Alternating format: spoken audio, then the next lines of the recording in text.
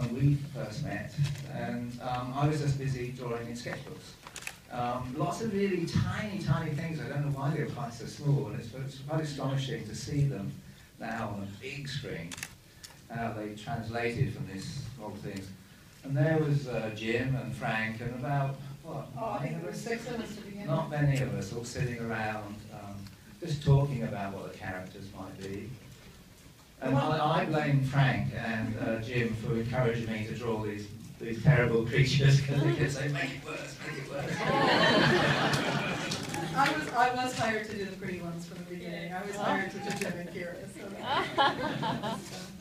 there from the beginning. But we were so privileged to be able to work on a project like this because Jim gave us so much freedom. We didn't know at the beginning how we would make these puppets. We had absolutely no idea of how we would bring them to life. We didn't know what kind of medium we would use. The Hensons and the Muppets weren't used to using foam latex. Nobody had done that for puppets. And nobody had put mechanics in them to the extent that we were going to be using. And it was just amazing, really, to have the freedom to experiment as much as we needed to. And we really did need to experiment to be able to bring what you see in the film, in the detail that you see it. That's us being able to experiment and finding exactly the best things to use, the best fabrics, the best fur, the best whatever we used. We really had a wonderful time discovering it. I really hope that it was an extraordinary thing to work for Jim Henson. It was just an absolute privilege to do that.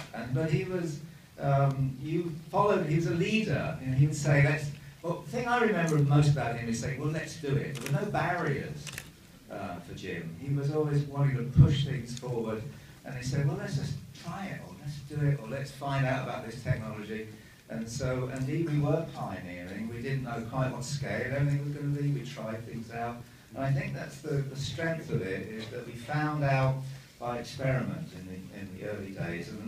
And in a sense, there was some luck was with us because we couldn't immediately do the film. You know, there were other things to do that gave us more time to find out. I think that's why it has the integrity that it has. And to this day, it's quite extraordinary, is that when people see it, especially people in a digital age, they look at it and say, I don't quite understand what I'm looking at. And I say, what you're looking at is real. The thing about it is absolutely real, and that's the thing that really shines through. I know people don't believe that it was all done in real time, and done, you know, with 5 or 6 puppeteers under each character. You would never consider that, looking at most of the things you see today. Yeah. And so, if you want to talk about inspiration, one of the things that, having saying that, you know, my landscape, my personal landscape, informs the film. Actually, there was once, after we were showing the film, somebody said, why does Dark Crystal look like Lord of the Rings? And I had to think about it, and I realised it because Alan Lee, who won the Oscar for designing it, we first of all shared a house together, but we lived in the same, and we do live in the same environment. So it informed our art, and that shows up on the screen. But having moved out of the country and ending up in New York, I was looking for nature. And Central Park in those days was really quite frenetic.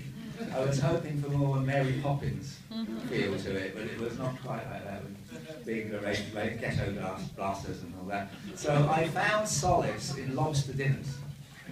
And in the lobster dinners, I would save the shells and bring them back into the workshop. And you can see a lot of lobster dinner.